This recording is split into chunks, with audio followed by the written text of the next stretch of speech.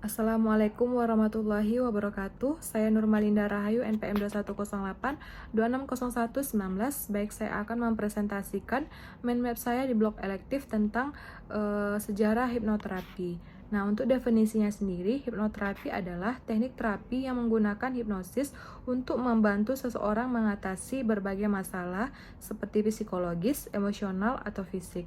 Lalu ada awal mula hipnoterapi.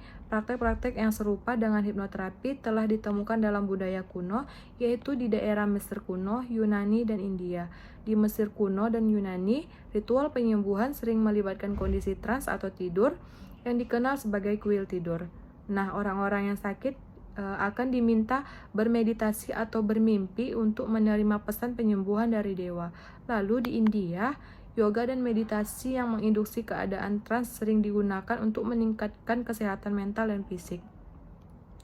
Lalu ada tokoh-tokoh pada hipnoterapi. Kemudian hipnoterapi ini mulai mendapatkan bentuk yang lebih sistematis di Eropa pada abad ke-18. Yang pertama ada Franz Anton Mesmer pada tahun 1734 sampai 1815. Ia dokter dari Austria yang memperkenalkan konsep megatism hewani atau animal megatism. Ia percaya bahwa energi yang tak terlihat dapat mempengaruhi kesehatan seseorang. Nah, meskipun teorinya ini dianggap pseudoscience, prakteknya mempengaruhi perkembangan hipnoterapi.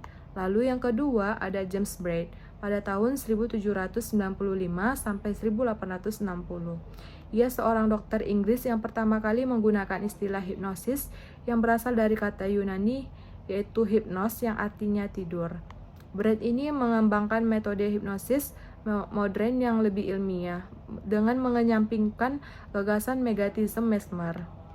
Hipnoterapi modern pada abad ke-20, hipnoterapi menjadi lebih diterima sebagai bagian dari psikoterapi. Nah, untuk yang ketiga ada Milton H. Erickson yaitu pada tahun 1901 sampai 1980.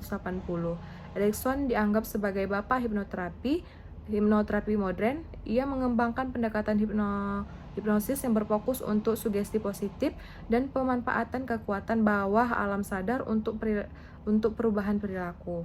Lalu yang keempat ada Dave Elman pada tahun 1900 sampai 1967. Dengan mengembangkan metode hipnoterapi cepat yang sering digunakan dalam pengaturan medis. Lalu ada tokoh Islam yang terkait pada hipnoterapi. Yang pertama ada Al-Razi pada tahun 865 sampai 925. Ia seorang dokter dan filsuf Persia yang menekankan pentingnya kondisi mental dan penyembuhan fisik. Lalu yang kedua ada Ibn Sina pada tahun 980 sampai 1037 dalam kitab Canon of Medicine. Ia menulis tentang hubungan antara pikiran dan tubuh yang menjadi landasan awal terapi psikologis. Lalu yang ketiga ada Imam Al-Ghazali pada tahun 1058 sampai 1111. Dalam karya-karyanya, Al-Ghazali ini bercerita tentang kekuatan niat, fokus, dan meditasi untuk mencapai keseimbangan emosional dan spiritual. Baik, sekian mind map saya.